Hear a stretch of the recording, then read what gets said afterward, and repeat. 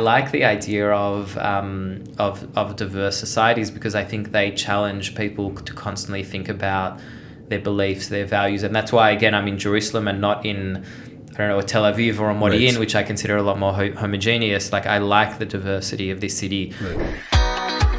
Welcome to JLM Unplugged, a podcast about Olim for Olim. I am Gabi Danieli. And I'm Michal Cohn. We are Aliyah coordinators for the Jerusalem Municipality. We are here to assist and navigate Olim in their Aliyah journey from the initial planning to final landing and beyond. Join us as we bring you life stories, experiences, and special guests that you know and love here from our capital city. JLM Unplugged. Welcome to JLM Unplugged, Season 2. We have a very special guest here today, Ittay Flescher, a father, a husband, an author, a podcast host, and really an unbelievable educator. I have the privilege of hearing him a few times. And believe it or not, he's all the way from Australia. So please, Ittay, let us know how it was to grow up in Australia, moving to Israel. Were you originally actually born? So, Boker Tov, Sabach Al-Khair. It's really a pleasure to be here with you on this podcast today. I was actually born in Ramat Gan. Wow. My father was one of the first children born in the state of Israel in 1948. Wow. And his parents were originally from Germany. Okay. And my mother was born in Baghdad in Iraq. Wow. So I am the product of a mixed marriage. Wow. Not many Baghdadis and Berliners married each other in the 1970s. Right. So I grew up, in this very culturally diverse home. Pesach was always fun. And so which minhagim did you keep? So obviously you want the rice on Pesach. And right. And then, I think a lot of Australians are Ashkenazim in terms of right. Culturally, we come on time, we're very polite, right. That sort of thing. And then I think from my Iraqi side, I got the sense of a lot of the musicality that I have. I'm a musician as well. I think that comes from my Iraqi side, and the arguing and debating and all of that. So yeah, I have a bit of both. And my parents moved to Australia when I was 2. Okay. So I grew up in Melbourne. I went to Mount Scopus College, which is where the Tzuberis taught, and most of my teachers were actually shlichim at that time. And then I finished school there. I went on a gap year. Then I was a teacher for 15 years in Australia at Mount Scopus, King David, Bialik, and Adas. What did you teach there?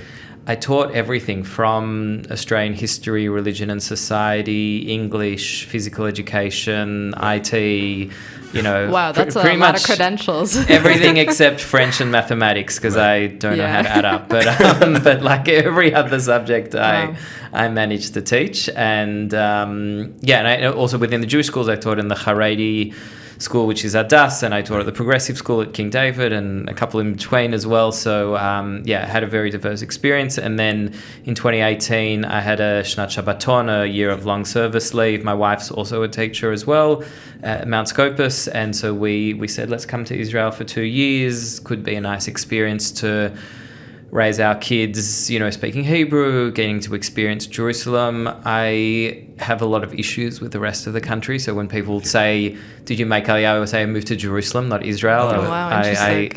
I often say that because I feel like Jerusalem is like a city-state. Like there's New York and there's America. Right. And so I feel like Jerusalem, I'll talk about it later, but I feel like there's something about here that's very different from the rest of the country. And right, without a doubt, for sure. And I think unless you live in this city, you don't quite get it. You just think, Israel, Haifa, Netanya, they're all the same, and they're mamash not the same. Mm-hmm. So we came for 2 years, and then it's a long story, but ultimately we decided to stay because our life was good here. And I think I'm really happy about the decision. So you guys came thinking that you were just going to come temporarily? Yeah. Wow. Not at all any idea that you would stay permanently?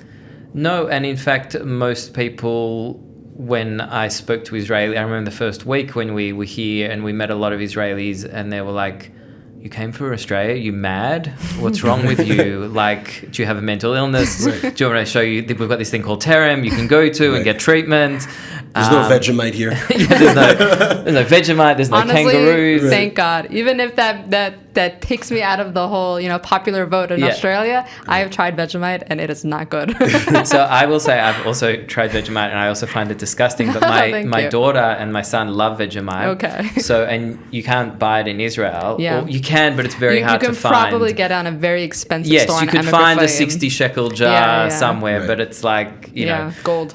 Gold. It's mamash gold. So anyway, but my daughter still has Vegemite in her pita for lunch every day at her school. And I imagine she's probably the only child at her school with Vegemite in the pita. Probably in all of Jerusalem. In all of Jerusalem. But there you go. That's my contribution to the Israeli school system. Was there a moment where you guys, decided, okay, we want to be here permanently? This isn't just, a short visit. So there were, I think, a couple of moments. First is in our second year here, COVID happened. This thing we all forget about now. Yeah. But COVID in Australia, it was awful everywhere, but especially in Australia, had the longest lockdown in the world. So the city I came from, Melbourne, had a 256-day lockdown. Wow. Now, an Israeli lockdown is not really a lockdown, as you know, because there were 18 exemptions. You could go to the mikveh, you could go to a demonstration, you could go to the shofar, you could go to work. You could go to the grocery store. You go to the grocery. So we had a lockdown, but it wasn't a lockdown. In Australia, they mamash... Wow. They follow the science. So I can relate to that because in Toronto it was very similar. Yeah. And I remember watching this, I don't know if they still exist, something called Rebel News. Yeah. With Avi Yamini. Yeah, and he used to go to Australia, or someone used to film from in Australia, and it was strict beyond anything. Mamash. Like you used to get fined as soon as you walked out of the house. So Toronto was pretty similar, but like no fines. So definitely relate to that. If I could just bring you back for a second. You said you were born in Israel, lived in Australia. Yeah. How many Jews or Israelis were in Australia at the time when you were growing up? So there's 120,000 Jews in Australia. Right. Of them, 10,000 are Israelis. Wow. There's also a huge South African community, probably 40,000. Right. A large community from the former Soviet Union, and then the rest have mainly Polish or Hungarian heritage. Right. Melbourne is more Poland, and Sydney is more Hungary. And your community that you were part of, the Jewish community, was more the Israelis? So in Melbourne, I grew up very much in the Israeli community, which is separate from the Jewish community. Speaking Hebrew, and there's certain cafes that the Israelis would hang out at, and we'd watch football matches and, that sort of thing. So they're a bit more integrated now, but when I grew up, they were very separated. So there was that connection to Israel still, like... But my connection to Israel was more as family. Okay. Like I'm going to sound really old here, but do you know what a cassette tape is? Yes. So I love those. Them as well. So back then, because there was no WhatsApp or whatever, and it was very expensive to speak on the phone. It would cost you like $3 a minute or something like that. So my family in Israel would record cassette tapes for like half an hour with their whole... what's happening with their kids and their lives, and then they'd send us a cassette tape, and then it would take like 6 weeks to get to us. Wow. And then we would record a cassette tape back and send it to them and that's how that was Israel in my life, listening to these cassettes. And they would also record bits of TV on a video cassette as well, which is like a cassette, but it's a bit larger. and so that's because there was no cable or streaming or YouTube or anything like that then. And so that's how I connected to Israel, through this stuff that my family was sending me. Wow. And it would be like comedy shows, news, that sort of thing. And you related to it? Like, did you feel more Israeli or more Australian? I often describe my life as, I like this phrase my uncle uses it often, that exile is home. So that when I'm in Australia, I always felt Israeli, because my name is Ittay, and there's very few people in Australia called Ittay, and no one can pronounce it. Yeah. And when I'm here, I feel very Australian. That's very true. Wow. Wherever I am, the identity that is of the other place becomes more dominant, because you constantly compare everything from, customer service, cleanliness, that sort of thing, and then culturally, politics, that sort of thing. So I feel I'm both, but I don't know. I sometimes like the fact that I don't feel home in either place, because there's something about being an outsider that makes you critique things in a maybe more objective way when you feel like it is your home, and B, it makes you want to change things, because you always know somewhere else they do this differently. That's true. And then that I'll talk about later what I do in my life, but like I think that notion of there's another way you can organize a society, something that's very much in my DNA. You really see that a lot in Olim, especially Olim in Jerusalem. Like it's usually the Olim that are running, initiatives or projects and making the most noise. Yeah. I think it's exactly the reason that you said it. I think a lot of people can relate to that, actually. Yeah. Yeah. So as the Katin Choser to Israel, your wife, I assume, is a fresh Ola. Yes. Right. And your kids were born in Australia. Yes, they're born in Australia. So like finally adapting to Jerusalem after like 2 years deciding to live here. How is that for like an Australian family? So like deciding what neighborhood to go to, the types of schools, the whole mentality change. Because Australians are very chilled. We're very chilled. That's very chilled people. Very laid back. Very laid back, like relaxed. Not many things faze them, I don't think. No. So I didn't know this before we made it, but it turns out my son loves cats. And he fits in great here, though. If you have a child that loves cats, I have to say, this is Jerusalem there might be more cats than people here. I haven't counted them yet, but there probably is. Yeah. So I remember in the beginning, in the first week, he was just like every cat. It was like, Abba, there's a cat. Abba, there's a cat. I'm like, I know, it's Jerusalem. And then, like, it's like less of a novelty now that there's a cat. Yeah. But yeah, no, they've acclimatized pachot yoter beseder. We still speak English at home. They speak Hebrew at their schools. Now they actually go to American schools, so they speak English at their school. Because my wife and I both speak Hebrew, so we fit in, reasonably well. We'd lived here for a year in 2007. We lived in Abu Tor when I was studying for my master's at the Hebrew University. So we'd already, come knowing a little bit about what to expect, and we had friends here. So Yachasit, we had a relatively easy klita. So I'm very lucky about that. The one thing Jerusalem doesn't have, which Australia has a lot of, is a beach. Right.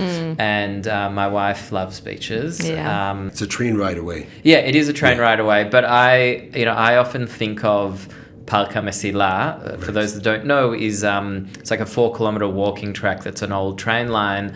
But I call that Jerusalem's beach because when you go there, there's very little open space in Jerusalem because there's buildings everywhere. But like Park HaMesila is the one place where you go with it.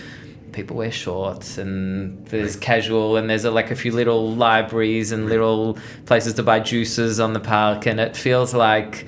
So now I call Park HaMesila beach. It doesn't have like sand and water, but it has... You never know. Climate change. Maybe, you never know what will happen. One day.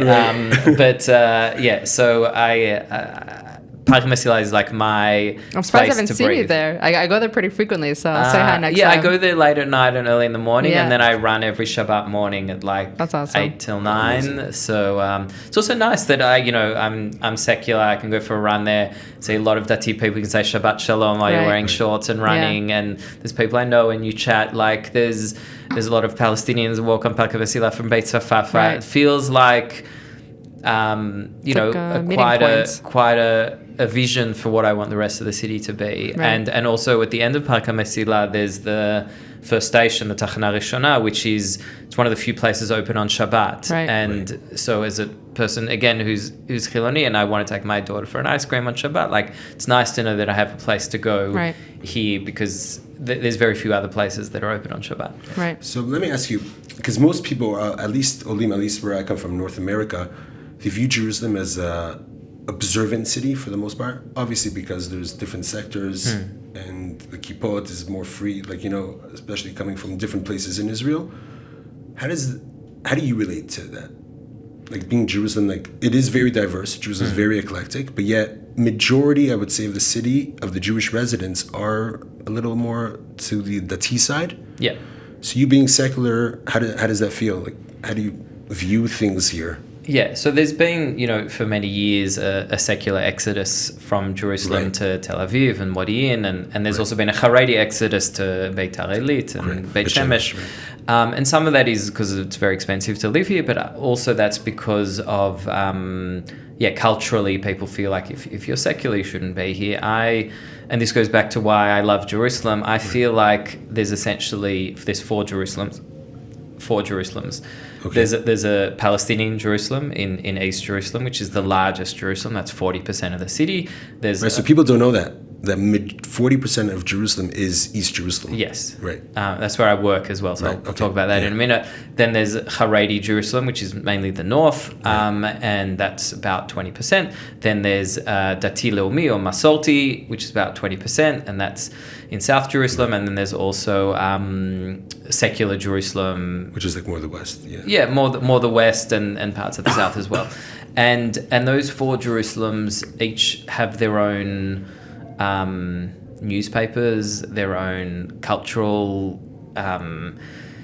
schools, their own languages in case of Arabic and Hebrew. Often when people come to Jerusalem and they say, show me the city, I do a tour where I take them to 4 streets. Okay. So I start on Emek Rephaim and I show them secular Jerusalem. Right. Then, and I park a Mesila and, the first station. Then I take them down Rehov Yafo, which is very Masorti. Right. So you say a lot of kippot and tzitzit and that sort of thing. Then I go to Rehov Malchei Israel, which is very Haredi, and it's like little Poland there. Right. and then I go to Rehov Salahadin, which feels like Jordan. It's very Palestinian. You can do it all in a day. Like these 4 streets are not, they're all within a few kilometers of each other. And I like to take outsiders to those 4 streets, and I have various spots I highlight to show them that Jerusalem is a city where each of these 4 communities feels like it should be the majority, but it's actually the minority. Mm-hmm. Like no one is 50%. Right. Mm-hmm. And what I love about this city is everyone is struggling to make this place their home. Like everyone knows that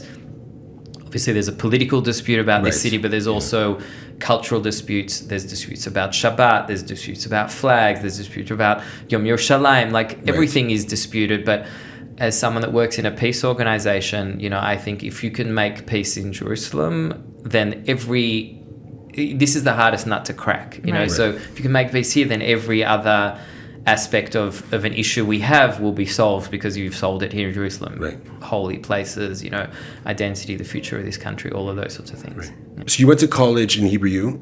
You did a master's in what? In Jewish education, with the Melton Center. Okay, so from there, how did you get into more of an organization for co-civilization here and peace and promoting different groups, diverse groups in Jerusalem itself specifically to unite and educating it about that? Because I see that you do give lectures on some Masa programs about different topics. One of them, which I want to get back to later, something about October 7th, which was I was really impressed about that. But more about like what you do today and your mission, so to speak. So when I moved to Israel, I thought I was going to be an English teacher because that's what a lot of teachers do when they move here. But I quickly realized that just because a person speaks English, it does not make them an English teacher. And I don't know what a past participle is, and I don't know how to. I know how to speak the language, I think, reasonably well, but I don't know how to teach it. And so, I realized quickly that English teaching is not for me. And so, a job came up at an organization called Kids4Peace, and they needed someone with experience doing informal education, which I'd done for many years, and someone that believed in peace. It said in the job ad you needed to speak English, Hebrew, and Arabic, and I didn't speak Arabic, so I was kind of a bit nervous to apply for it. But I applied anyway, and I said, I'll take an Arabic course, and can I still? And then they were like, yeah, we'll hire you. And I had a friend that worked there actually that I knew. Right. And for the last 6 years I've worked at Kids4Peace Jerusalem. So it's a youth movement that meets on Thursday, runs in Hebrew and Arabic, and so I'm the Israeli education director. There's also a Palestinian education director, and we facilitate dialogue between children in Hebrew and Arabic about Jerusalem. So kids come aged 12 to 16 from all different schools, because I don't know if people know, our schools are separated. So it means that if you're a Palestinian in East Jerusalem, you go to a school with no Israelis in it and doesn't learn Hebrew. If you're a kid in West Jerusalem, if you're secular, you'll go to school only with secular people. If you're Haredi, only with Haredi people, and you won't learn Arabic in your school. So there's different tracks also. Yeah, and there's different tracks. Right. So we don't have what people in America or the US would call public schools. We don't have that here. Right. We just have different sort of ideological streams, because each parent wants their kid to sort of have the ideology that they have, which is, I understand, and there's an advantage of that. Right. But the downside is that not only do kids not know kids from the other school systems, they sometimes get taught very unpleasant things about the kids Right. in the other school systems. And so what we try and do in Kids4Peace is challenge the stereotypes and racism that they might have encountered different places in their lives, and talk about the idea that Jerusalem should be a home for everyone through doing fun activities, summer camps, seminars. We, for Hanukkah, we have an event with donuts, and then we do a Christmas event, and for Ramadan, we do an iftar meal. So the idea is through each festival, they'll learn about the different religion of the people. We have a fair few Armenian kids that live in the old city as well, so they talk about their culture too. So so I work there, and it gives me a lot of hope seeing that, because I know that what happens in Kids4Peace is not what happens in the rest of the city, and obviously in the country itself, not what happens in the rest of the country either. But to me, that gives me hope that there's a different future here, where if we come with good intentions, we can share this place. And do you think growing up in Australia influenced a lot about what your vision is for Israel or in the world? Yeah, I think so, because Australia is a very multicultural society, and especially Melbourne, where I grew up, it's a city full of immigrants. Right. And so I'm used to being in a city where everyone's from somewhere. In Australia, a lot of the immigrants are from Asia, mainly China, Malaysia, Indonesia, those sorts of places. But, there's in Melbourne, there's a neighbourhood where the Sudanese live, and there's a neighbourhood where the Afghanis live, and there's a Chinatown as well. And so I'm used to talking to people from different places, different countries, and I believe that societies where people are more diverse often have more conflict, but I think they're better places to live ultimately. Like, I don't want to live in, Norway or Sweden where everyone's the same, also because I don't like the cold. But I like the idea of diverse societies, because I think they challenge people to constantly think about their beliefs, their values. And that's why, again, I'm in Jerusalem and not in, a Tel Aviv or a Modi'in, which I consider a lot more homogeneous. Like, I like the diversity of this city in terms of its food, its culture, its conflict, its news, its politics, all of those sorts of things. And do you travel a lot to speak outside of Israel? So I've recently written a book. What's it called? Thank you. It's called The Holy and the Broken, A Cry for Peace from a Land That Must Be Shared. Okay. And I'm going to be traveling around the world for the next year promoting that book. And it's a book about Jerusalem, and it's a book about how I feel that peace is possible in spite of the war that we're living in right now. And I know most people turn on the news, both Israelis and Palestinians, and they think what I see today is our future. We're destined to always be at war, and we're destined to always, have these horrific attacks and deaths and all of those sorts of things. And I think another way is possible, and I wanted to use my experience of the last 6 years to write a book to tell that story, because I hope that the book will give hope to people that that our reality today doesn't need to dictate our future. Wow, right. beautiful. Totally hear that. So here's my question. A lot of, I would say, at least North American Olim that we deal with, because we deal mostly with the Anglo Olim, not specifically from North America, but for example, Michal has Bnot Shirut that come from South Africa, England. I deal with families literally even from Italy who were English speaking. But the North Americans specifically, I would say they're more to the Zionist right spectrum. So how would you explain to them as pre-Olim, that this is something that may happen, or get ready for a change if possible? Right, meaning it's going to be a big shift, because I think, honestly, when you grow up in North America, for example, not always, but sometimes you will grow up in more of a Zionist, more like right spectrum, atmosphere. And I think coming to Israel, sometimes that can be a shock of, what you're met with, and that not everyone's as Zionist as you, and people have different views. So I'm curious, when you go to Chutz La'aretz, when you go to out in different countries and you speak, is that something that comes up? Do you speak about, what is it like in Israel, and what should they expect? Firstly, the majority of Jerusalem is not Zionist. A lot of the Haredim are not Zionist, and a lot of the Palestinians are not Zionist. True. And people forget that. People forget that the so-called capital of this country, the majority of people live here are very much not Zionist. So when I speak... Or Zionist in a different way, maybe more of like the Haredim, at least Israel's more of Holy Lands, right, like Eretz Zion instead of the state of Israel. Exactly. Right. So and that's why, again, when I talk about, I don't talk about Israel, I talk about Jerusalem, Right. because I think Jerusalem is a separate category from Israel in terms of our conflicts, our culture, that sort of thing. So whenever I give a talk in Chul, or when I talk about on Masa programs, that sort of thing, I have an activity called Humans of Jerusalem, where I talk about the different neighborhoods of the city, or I talk about different narratives, I talk about our education system. But I think when you see Jerusalem represented in Chutz La'aretz, it's usually maybe the Kotel, it's Yad Vashem, and it's Machane Yehuda. right, Correct. And most schools that I grew up in, if they had pictures of Jerusalem on the walls, it was Yad Vashem, the Kotel, and maybe Masada as well. And obviously those places exist and they're real, but like they're not the beating heart of Jerusalem. Right. I think I've lived here for 6 years. Maybe I've been to the Kotel 10 times in the last 6 years. Like I don't, and I tell my friends, you don't go to the Kotel every week? I was like, no, why would I go to the Kotel? Like, in fact, most of the times I go there is when I have a friend from Australia who's like, I want to see the Kotel. Right. It's like, fine, but it's not like in my day-to-day thing to like...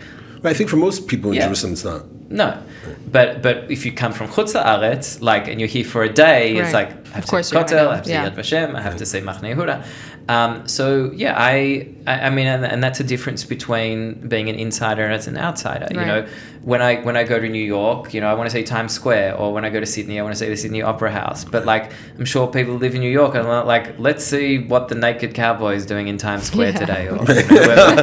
Does he still exist? Yeah, I've seen him recently. Really? Yeah. He's still that guy's still doing hardcore. his thing. It's very hard. It's very cold in New York as well to be a naked cowboy. Yeah. But, you do what you do. Now in Australia, everyone wants to say Ray Gun. Ray Gun's our break dancer from the Olympics. Okay. She's rocking it. She's rocking it down in Sydney. But so I talk about this place as a home for people. And the other thing I think that Jerusalem, and again, this is a blessing and a curse, is that we're a symbol. Mm-hmm. So everything national is here. The National Library is here. The National Museum is here. Right. The Knesset is here. The President's here, etc. And so you've got all of these like symbolic buildings that are here. Obviously Yad Vashem is here as well, and I get that we're a symbol, but we're also a home. Mm-hmm. and I don't like when Jerusalem becomes a political football for other people's agendas, other people's Middle East agendas as well. And people try and selectively read holy text saying this doesn't belong to you, it does belong to you, etc. And no one does that over Modi'in. No one does that over Ashkelon or whatever. But like they do it over Jerusalem all the time. And so I get that we're a symbol, but I also always, when I speak very locally about this place to remind people that, Jerusalem is a symbol and it's all these things, but it's also a home to 1 million people. That's very true. And these are our stories. What does home look like to you? What's everyday life for you in Jerusalem? So every day, I live in Emek Rephaim, which is, I'm assuming a lot of your listeners are familiar with Emek Rephaim because it's a bit of an Anglo bubble. Right. It's going to get a light rail soon. Probably that is in the plans. Yeah. That is in the plans. That will change it a lot. Look, I know Emek Rephaim is not representative of Jerusalem at all, but I really like it there. It feels like a bit of a village vibe. It doesn't have a lot of high rises. It's got a lot of older buildings. Right. A lot of the schools that have maybe values that I have are in that area. Right. There's a very, there's not many places where you can do a gay pride march in Jerusalem, but Emek Rephaim is one of the streets where you can. Yeah. And you can put up pride flags there. And so I'm happy that I'm in that area, but even though I know it's not the rest of the city. So my day often starts on Emek Rephaim. That's where I go shopping and see friends and that sort of thing. And until the war started, my office in Kids4Peace was in Sheikh Jarrah, which is in East Jerusalem. It's a neighborhood that was very much in the news over the past few years. But I work in an office that's mixed Israeli and Palestinian, people speaking Hebrew and Arabic. The meetings that we have for Kids4Peace are at the YMCA, which is a huge building opposite the King David Hotel, which is known as being a place that's very welcoming for people of different religions and cultures. And so, yeah, my day revolves around those places or places I have meetings or that sort of thing. And what about your family? What does your wife do? What are your kids? My wife works at Machon Pardes. For those that don't know, it's a great place to learn Jewish studies in English. It's in Talpiot, and so she's been working there for the last 5 years. A lot of English speakers come there for all over the world. Yeah, a lot of our Olim, actually. And she really enjoys it there, and Amazing. And as a family, you feel that you guys, made the right move to Jerusalem, and you're happy with just, what resources that there are for families in Jerusalem. You feel like there's enough for you? Look, we're very privileged. We came, we moved here when I was 39. I don't think that's the typical age that most people move to. A lot of people come when they're much younger. So we already were established. We already had jobs for many years. I think that made it much easier. I think if we were a young couple, it would be a lot harder because, if you haven't, earned any money in your life and rent here is very high, there would have been other challenges. On the other hand, Israel has a very good social safety network. You don't pay for education here. Education in Australia costs a fortune because we were sending our kids to also in America Jewish schools that cost, can be almost a third of your salary you'll spend just on the school fees. And so that's a factor we don't have here. Healthcare is very good and very affordable. Yeah. Let me ask you this: post October 7th, have you gone back to East Jerusalem at all? I'm in East Jerusalem all the time. All the time. And do you feel, because many Olim, at least viewers, are just wondering, as you're a Jew, and do you feel safe going there?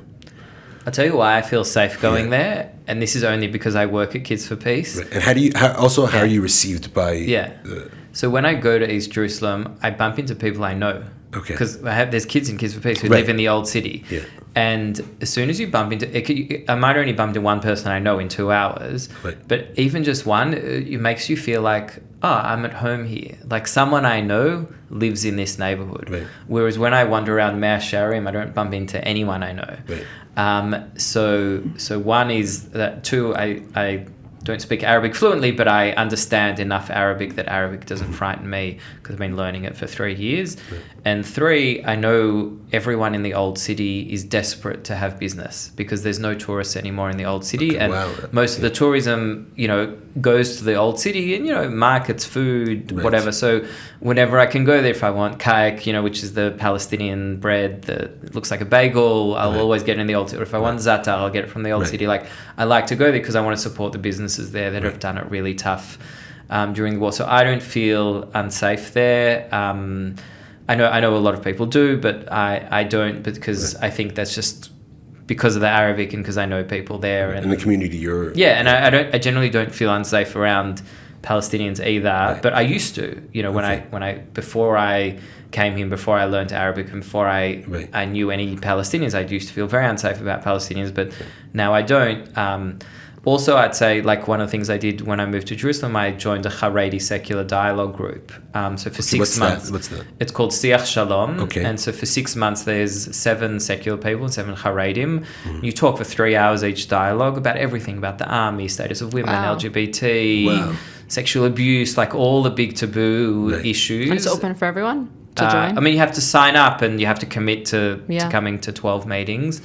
And for me, because I did that, I also don't feel afraid of Haredim now. I had a Palestinian friend recently that, wanted to see something in Jerusalem, so we went for Chulent on a Thursday night. What a funny image. And I was just and I used to not go to Chulent on a Thursday night because I used to feel like, they're going to feel I'm weird. And everyone's so lovely to me, and we made a mistake, actually. We went just before Tisha B'Av. Okay. And I forgot that they don't eat meat for 9 days. For the 9 days, right. And so he was like, what's with these vegetarian? Soy. Yeah, and then I was like, wow, I came on the wrong week for Chulent. Yeah. So I have to remember, don't come before Tisha B'Av. But anyway, so, I don't feel afraid of Haredim either. And I can see that there's, I think there's something beautiful in the Haredi way of life as well. I love during Sukkot when you see all these markets full of love and etrog, and you see amazing. someone sitting like with a microscope yeah. looking at the shape of a lemon, and then you're like, what's going on? But like I talk to these guys and I'm like, tell me about the etrog and the love, and they get so excited about finding the right one with the right shape, and how that honors Hashem and it honors the Chag. And then you can go down a few streets and there's someone trying on 8 pairs of jeans because they want the right pair of jeans that fit. And then there's someone maybe in East Jerusalem trying out 6 mobile phone covers that have the right Palestinian insignia or language or whatever. And, you know, everyone here has something that they really care about. And kol kach pashut lezatzel, you know, to like dismiss, oh, what do you care about, an etrog or a mobile phone cover or jeans or whatever it is? But like those things are what give meaning to people in their lives, and I can see the beauty in every culture and religion that's not my own, because Jerusalem is a place to do that. So we are going to go abroad sometime soon in the upcoming months, because we do that a lot. We actually go to different countries around the world and we meet English speakers and we tell them a bit about Jerusalem and what there is for them. So if we were to go abroad and we would want to share, you know, some piece of wisdom with them, what's something that you would want to tell Olim, or things that you've told Olim yourself when you go abroad? So firstly, do your research. Like, I think it's really important before you move anywhere to remember that Israel is a country, but it's got lots of different cities. And the city, if you are thinking to move here, the city that you choose is going to shape your experience as much as the country that you choose. 2 is, if you're coming to Jerusalem, I would strongly recommend learning Hebrew and Arabic. I think if you really want to live in this place, I think speaking both those languages will make you feel a lot more at home. And 3 is, I think, come feeling like ready to be challenged. Like, I think if you want to come and recreate this place in whatever you had in Toronto or New York or Sydney or Melbourne, it's not going to happen. Right. And if you're coming with that openness of being challenged, then I think just see those challenges as a gift rather than as a burden. And to me, like, every conversation, every unpleasant interaction, for me, instead of it, you know, I don't see them as, oh, I shouldn't live here. I see them as, wow, that was a real gift, and what can I learn from that person? You know, we say in Pirkei Avot, Ezehu chacham alomed mikol adam, who is wise, beautiful. One can learn from every person. And that doesn't mean learn from people you agree with. It means learn from people you disagree with. And Jerusalem is a place where you'll find lots of people that disagree with you, and they'll tell you why they disagree with you. And I love that. And so that's why I'm here. And if someone else is looking for that, then this is the place to do that. You know, we also, aside from having observant Olim, we also have a lot of secular Olim coming from different communities as well, from all over, like South Africa, England. Even recently, we have someone from Dubai with the right of return to move here. My question is, and they're coming with their families and children. You said that your kids go to an all-Anglo school. Yeah. Can you just describe what that is? Yeah, well, so be appropriate for. It's called. There's a few English-speaking schools in Jerusalem. So my kids' school is called JACE, the Jerusalem American International School. Oh, it's in Katamon. It's in Katamon, and it goes to 9th grade. It's very small. There's about 10 kids in a class. They do an American curriculum. It's run by the U.S. Embassy, and so it initially started for children of people who work in the embassy, but it's most of the people there are actually not American. There's people there from all over the world who are maybe their parents work at a foreign embassy or an international organization, or they're here for only a couple of years and they want their kids to learn in English. They're about 10% of the school has Israelis in it. And so, we send our kids there because they wanted to learn in English. And so I'm happy that they found that. But before that, my daughter was in Adam, which is an Anthroposophy school or a Steiner school. My son was in Tali Olim, which is a regular Mamlachti school. So I think Jerusalem has more school options than any other place. In fact, Jerusalem has a school that there's not in the rest of the country at all, which is in Bal, which my daughter almost went to. It's a secular girls' school. Really? Wow. Yeah. So most girls' schools in Jerusalem or in Israel are dati. And in Bal started as saying, you know, secular girls might also want to have a girls' school, because there's also a lot of research that shows that, you know, girls might do certain subjects better in a girls' school. And so I love that we have that, or we have Keshet, which is, a mixed secular religious school. Right. So, I really think in terms of education, there's a lot more choice here. We also have a lot of Mamlachti Haredi, which is a Haredi school where you do the Bagrut. So that's also... Which enables them to go work. Exactly. And you don't have that in many other places in the country. Right. So, I think there's a lot of school choice here, and I'm really happy about that. Okay, beautiful. I know you're also a great storyteller, because on our panel, you told amazing stories. If you could pick one just to end, story that sticks out with you about your experience in Jerusalem. So the story is, it happened on Sukkot, and I'm going down Rehov Yafo, and there's a guy there with a dukhan, bearded, Haredi guy, and he wants everyone to shake lulav and etrog. Do you do this in the street sometimes? Probably, yeah. Usually it's the Chabad that stop you down. Or where we came from? Yeah. So he's there, and a lot of people are lining up to shake the lulav and etrog, and he's got a giant etrog. It's like the size of my head. Wow. And I'm, at the moment, I'm not in love with the mitzvah of lulav and etrog, but I just want a photo for Instagram of me with a giant, because I know I'll get a lot of likes, and I'm a bit vain, and I want a lot of likes. Anyway, so I go up to him after there's a big line, and I get to the front, and then I say, can I shake the lulav and etrog? And he goes, no. And he goes, why not? And he goes, because you're not Jewish. Oh, wow. I was like, what do you mean I'm not Jewish? Like, everyone else here, you let shake the... Why am I not Jewish? He goes, because the T-shirt you're wearing. I'm like, what's wrong with my T-shirt? So my T-shirt had a Magen David, a cross, and a crescent moon. And it said JLM Project. So he probably thought you like a tourist or something. And so he thought, because I had these three religious symbols... It's a T-shirt I don't wear often, but occasionally I wear it because I was going to a peace event, and so I had this on. So he said, someone wearing a cross and a crescent moon is not Jewish, and so therefore you can't shake the lulav and etrog. So then I was like, okay, hold on. I just started doing this. I need this for my Instagram. I just started doing this for likes, but now you've annoyed me, and so I'm going to tell you why I'm Jewish. So I started saying, my mother's Jewish, my grandmother's Jewish. So he says I'm not Jewish, and I'm somewhat offended.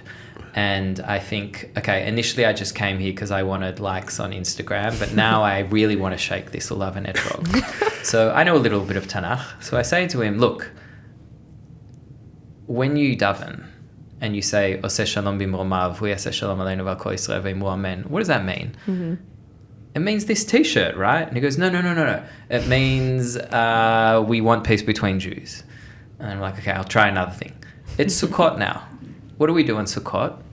We have 70 sacrifices at the Beit HaMikdash. Why do we have 70 sacrifices? One for every nation of the world. So this is such a Sukkot appropriate T-shirt because it's the most universal festival.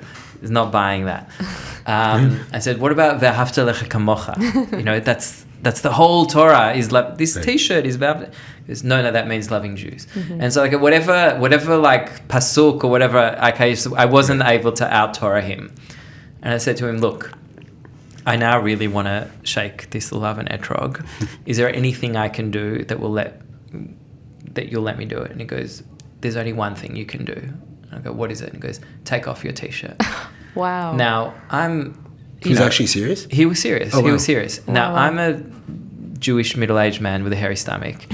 And I didn't really want to expose my stomach to all of Yafo. Right. Because I think if there's only thing, if you think like wearing a peace T-shirt disrespect the lulav, I think my half-naked body would also disrespect the lulav and etrog. And so I wasn't really going to do that. And then, as it happens, my wife happened to be walking by as this whole conversation was happening. I was chatting to him for about 6 or 7 minutes. She has a jumper in her bag, and she says, "Do you want to put on a sweater?" And you can. And so I get the sweater from my wife. I come back to him. His face is very angry at this point because I'm this nudnik that's just taken up his time while he could have been benching lulav with. Anyway, I come back and I said, "Look, I've got a sweater on. I'm a Jew now. Can I shake the lulav and instead etrog?" of just letting him know you're Hashem's son as well? Different children. And he's like, fine, you can shake the lulav and etrog. And then I said, but I'm going to need a photo with you because I still need to. I still need to put it on Instagram because I'm still doing it for the likes and a little bit for Hashem.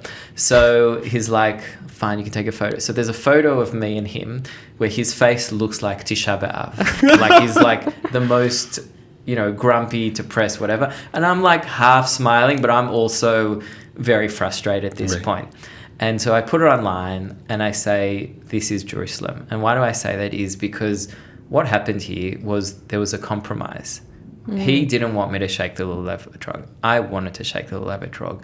And at the end, I didn't get what I wanted. I didn't get to shake the lulav etrog with my t-shirt. And he didn't get what he wanted because he had to let this guy shake the lulav etrog that he ultimately didn't really want me to touch.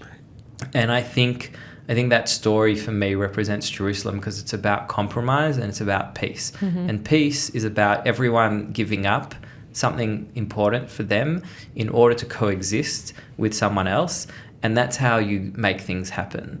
And often Jerusalem is seen as a city where no one compromises and no one gives an inch. And the Haredim want everyone to be Haredi, and the Palestinians want Jerusalem to be the capital of Palestine, and the religious Zionists want to march everywhere on Yom Yerushalayim, and everyone wants to have their absolute vision of Jerusalem articulated in every moment of their lives.